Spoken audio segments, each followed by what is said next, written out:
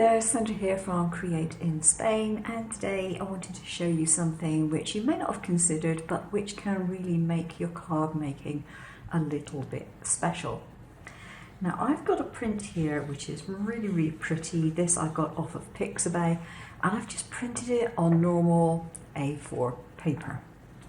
Looks really nice, very pretty print. This time I have printed it on a glossy film. And this is absolutely gorgeous, and I could imagine that on a card front really easily. It's got this lovely shine to it, a good depth of colour. So here I have another one which is printed on vegetable paper. This is vegetable paper. It's called onion paper over here in Spain, or papel vegetal, depending on where you find it. And then I laminated it. So this again is shiny, but it's still translucent, and it's not the same as the shine that you get on this one. And then we have this paper, which is the vegetable paper just with the print on it. I've cut bits and pieces off it, so this is only part of it. But it gives you a very nice, delicate look. And I'm really impressed that my printer can print on this and it seems to be fine. I tried with the previous printer printing on this sort of stuff and it just really didn't want to know, but this printer seems to be okay with it. And yeah, I think it gives a really good look. So I have a card base here which is an unusual one in that it's a different size to usual, and I'll show you what it is. Okay, it's about 8 and that's going to be 21 because that's the full width of an A4. So tall and narrow.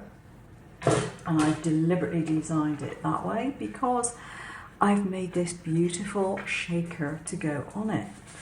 Now what I did, instead of putting a solid background behind it, I put the vegetable print behind it. So you have this vague translucent colour. It just looks so nice. What I'm going to do now, I've already put this sticky tape on the back of it. I'm going to take a silver marker and I'm going to give this edge a little bit of silver. Now I've gone for very small things in here as a shaker design. They don't move around an awful lot because what I've done is I've made this design itself several layers thick so that the shaker elements are semi-contained, not entirely contained, but semi-contained within the portions.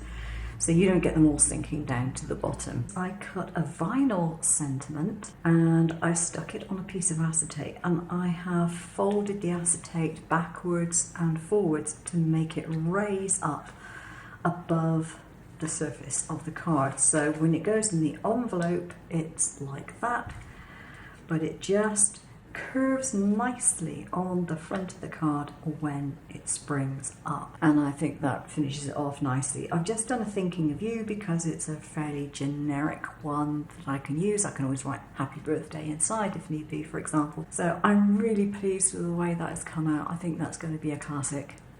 Thank you very much for watching. I'll see you again soon, and don't forget the file is linked down below. Take care now.